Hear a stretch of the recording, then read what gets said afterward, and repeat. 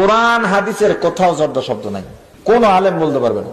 কোরআন হাদিসের কোথাও জর্দা শব্দের আরবি উল্লেখ করে হারাম বলার হারাম ফতোয়া আছে? নাই। জর্দা পাইলেন কই? আর একটা সহজ কথা, লামাযহাবীদের মাঝে এখন যারা খুব পরিচিত আলোচক, এর মধ্যে শেখ আব্দুর রাজ্জাক বিন ইউসুফ একজন, মুজফফর বিন মহসিন একজন, বেআলেম পণ্ডিত তাদার রাহুল একজন। আমার কথা হয়েছে, আপনি ভালো করে বুঝে শুনে জবাব দিবেন। শেখ আব্দুর রাজ্জাক বিন ইউসুফের তাকওয়া বেশি ছিল না ইমাম আবু হানিফার তাকওয়া বেশি ছিল? আপনার ওস্তাদ যে সঠিক, এই দলিল আপনি কোথায় পেলেন?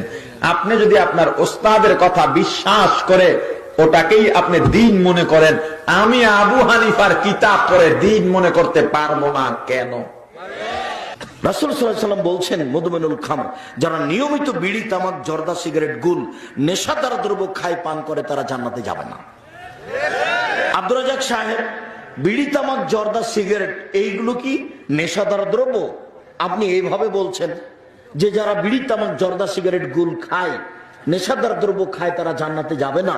তো বিড়ি, তামাক, জর্দা, সিগারেট যে নেশাদার দ্রব্য, এটা আপনি প্রমাণ করেন তো দেখি।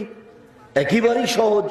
রাসূল সাল্লাল্লাহু আলাইহি ওয়াসাল্লাম বলছেন, মাসকারা কাসিরুহু ফাকালিলুহু হারাম, যে জিনিসটা বেশি খেলে বিবেকের ক্ষতি হবে তার কমও হারাম। এমন এক বাক্য আল্লাহ রাসূল বলে দিয়েছেন, কিয়ামত পর্যন্ত পৃথিবীর সব জায়গাতে চলবে।